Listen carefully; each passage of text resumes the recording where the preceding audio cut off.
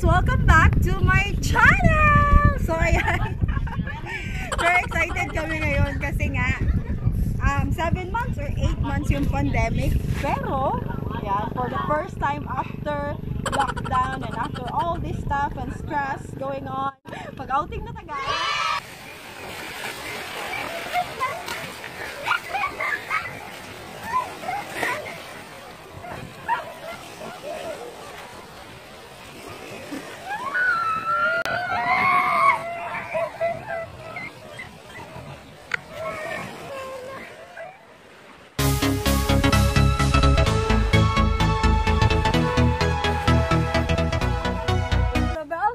Welcome to my channel!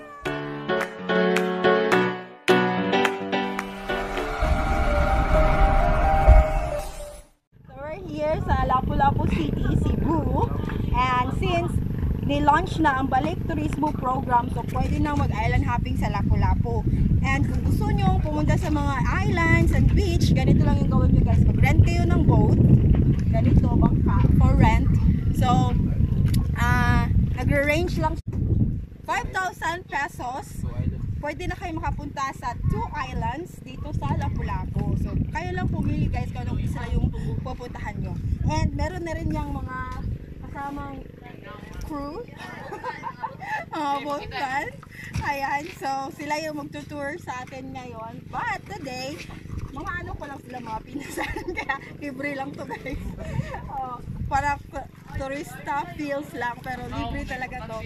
So, samahan nyo kami sa aming island adventure after lockdown. Of course, observe pa rin natin ang social distancing and wearing mask kapag wala na tayo sa isla at sa boat.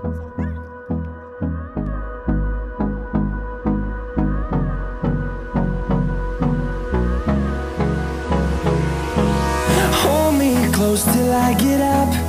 Time is barely on our side. What's left? The storms we chase are leading us, and love is. So we're preparing our food. Ayan. Alam sa mismo mga pagkaon guys. So ganito yung usual na outing. Ganito yung usual na outing na ginagawa. Magbabaon lang kami and then mag-rent ng bangka. So, ayan.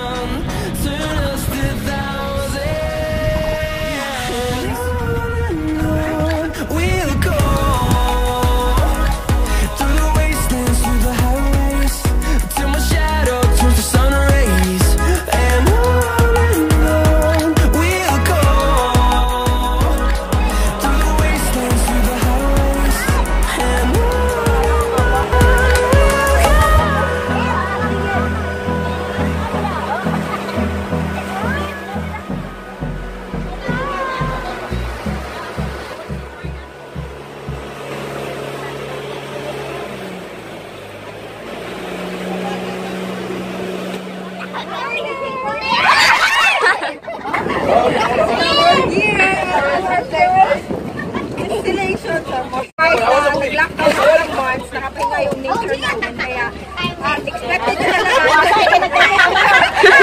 malinis yung tubig.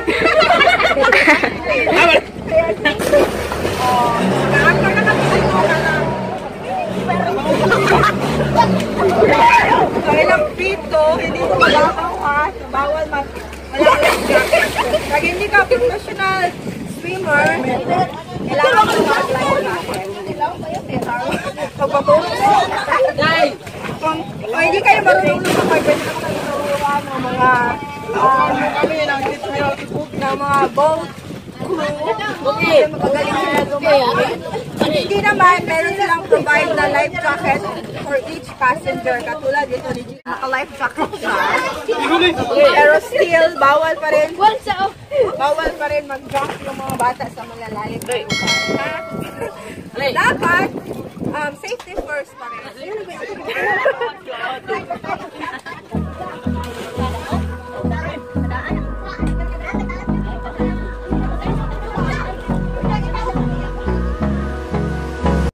Dahil nga sa new normal, may mga bagong patakaran na kailangang sundin. Kailangan mo na mag-secure ng special permit bago makadaog sa mga isla. Kaya, kung gusto nyo mag-align hopping at makadaong sa isla, siguraduhin kumpleto muna ang mga papeles o mga permit ng bangka ninyo. Hindi namin na-secure yon, kaya ang ending, dito na lang kami sa laot nag-swimming. So, para sa inyo, open up po, nag-launch na ang balik turismo program ng Lapu-Lapu. But of course, ganun pa din. Social distancing and safety first. Pero sa dagat, wala lang. Safety pa rin. Wala lang, may life jacket pa rin, guys. And wala lang mask. Dahil si kayo mag-mask ka, no? Pwede na yung mga dog, oh. Rent o combo, o contact lang ninyo ang Matt Ivan Express. So, iwan ko lang yung number sa link mo down below para makontak na yung boat captain tsaka may-ari ng combo. So, habit na kumamonetize, kamay na lang yung tapulan.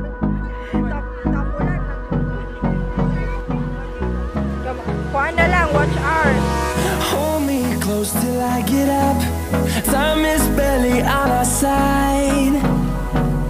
I don't wanna waste what's left. The storms we chase are leading us, and love is all we'll ever trust. Yeah, no, I don't wanna waste what's left. And on we'll go, through the wastelands, through the highways, till my shadow turns to sun rays. And on we'll go. Kahit sa laot at sa pangpang lang kami nakapag-swimming, sobrang enjoy pa rin.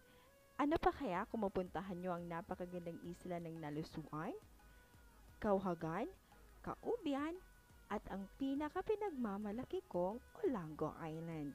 Kaya ano pang hinihintay nyo? Tara, let's go and visit, discover the islets of Lapu-Lapu Island.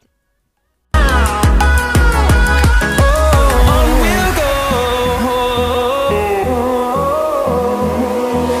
finding life along the way, melodies we haven't played. Kontak ka lang sa number, na. For watching! Don't forget to